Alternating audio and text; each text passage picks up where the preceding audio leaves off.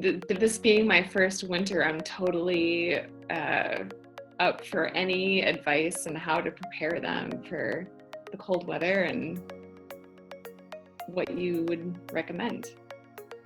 Okay. So of the 8 frames in Abby, how much is drawn comb?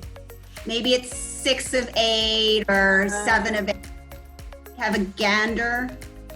I would say last I was in there, I would probably 5 of 8. Okay. All right. And then for Alana, it has the deep and the medium. Describe as well how much of it is drawn in Alana in the deep and how much is drawn comb in the medium on Alana. The deep is all drawn. The medium definitely has significant honey storage going on in there. It's pretty heavy. That's helpful, and that's something that as a beekeeper you're always assessing is what do they have to work with in there in all ways. And with new packages and nukes that are first year, that's really the thing you're assessing is did they get far enough through the summer to survive winter in terms of how much comb did they draw on, and that determines how many bees they could raise, and it also determines how much they can store. For me is I try, I want them at 140. I've still got some at 120. I try and get them into 3 boxes, but I go in heavier than most beekeepers. Most beekeepers, some will say you just need a deep and that's all you need and they can make it through winter, or 2 deeps, or there's a lot of different ways. But I try and send them in super heavy, so I know there's almost no way they're gonna run out of honey, and if there's extra honey, I'll harvest it in the spring. That's kind of how I think about it. Your Alana hive sounds like it's in really pretty good shape.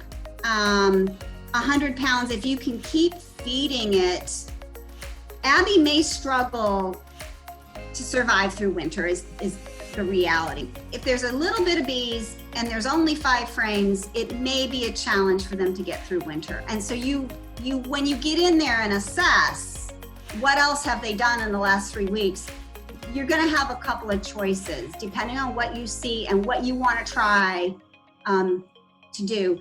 You may want to let them try and get through winter the way they are, or you may say, these girls, Abby doesn't look strong enough to me, and I'm gonna need to do a combine with Alana.